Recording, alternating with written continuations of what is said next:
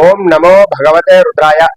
ఇప్పుడు నేను చెప్పబోయేటటువంటి ఈ పరిహారాన్ని కనుక మీరు ఆచరించారు అంటే మీకు ఆనతి కాలంలోనే ధనం ఆకర్షణ గురయ్యి మీకు ధన సంపాదన పెరిగేటటువంటి అవకాశం చాలా ఎక్కువగా ఉంటుంది.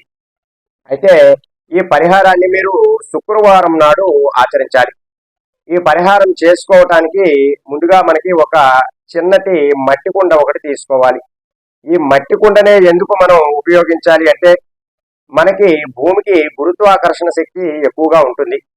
అలాగే ఈ యొక్క మట్టి కుండలో మనం వేసేటటువంటి ఈ పదార్థాల వలన మనకి ఆకర్షణ శక్తి అనేటటువంటిది పెరగడం ద్వారా మనకి ధన సంపాదన అంతా కూడా పెరుగుతుంది. ఇప్పుడు మీరు తీసుకున్నటువంటి ఈ చిన్నపాటి మట్టి కుండలో మీరు ఒక 5 నాణెములను వేయాలి.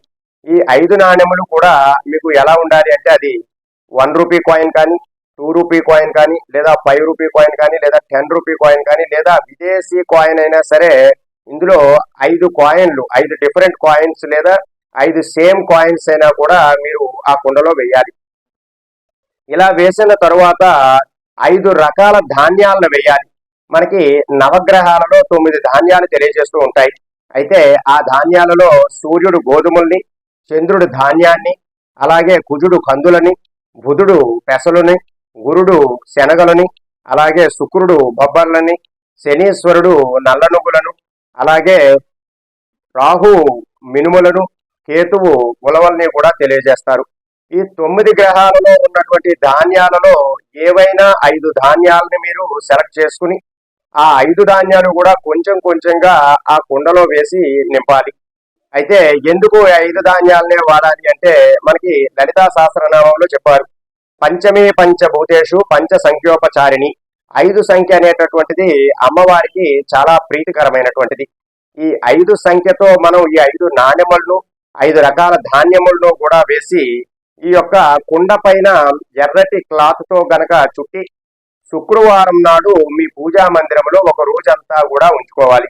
అంటే ఈ పరిహారాన్ని మీరు ప్రాతకాలాన్నే ఉదయాన్నే మీరు స్నానం చేసిన తర్వాత ఆచరించి ఆ ప్రేయర్ హాల్లో ఈ యొక్క మట్టి కుండనంతా కూడా అక్కడ ఉంచి మరుసటి రోజు అంటే శనివారం నాడు ఈ యొక్క మట్టి కుండనంతా కూడా తీసుకుని వెళ్ళి మీ యొక్క లాకర్లో లేదా మీరు డబ్బు దాచుకునేటటువంటి ప్రదేశంలో ఎక్కడైనా కనుక పెట్టారు అంటే మీకు ఈ యొక్క పాటు అట్రాక్షన్ అంటే మనీ అట్రాక్షన్ అనేటటువంటిది చాలా ఎక్కువగా జరిగి ధన సంపాదన పెరిగే అవకాశాలు చాలా ఎక్కువగా ఉంటాయి. అలాగే అనవసరమైనటువంటి ఖర్చులు కూడా నియంత్రిస్తుంది ఈ పాట్కి అంత శక్తి ఉంటుంది. మీరు డబ్బులు దాచుకునేటటువంటి ప్రతి సమయమునందు కూడా ఈ పాట్ దగ్గరే డబ్బులు దగ్గరగా ఉంచి తదుపరి మీరు ఆ ధనమునంతా కూడా మీ అవసరాల మేరకు ఖర్చు పెట్టుకునవచ్చును.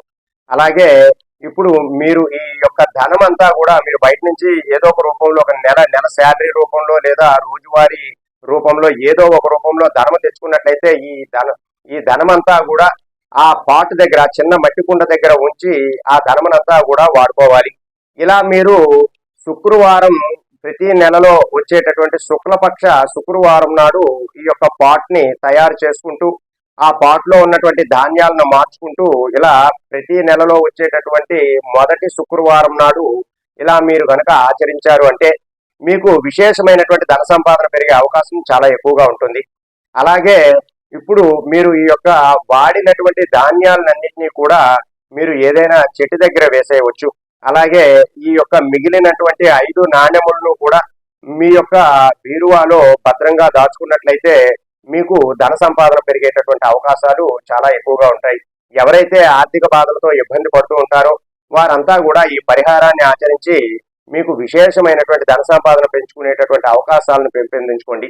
ఈ పరిహారాన్ని ప్రతి ఒక్కరూ కూడా ఆచరించండి. సర్వే జన సుఖినో భవంతు. శుభం.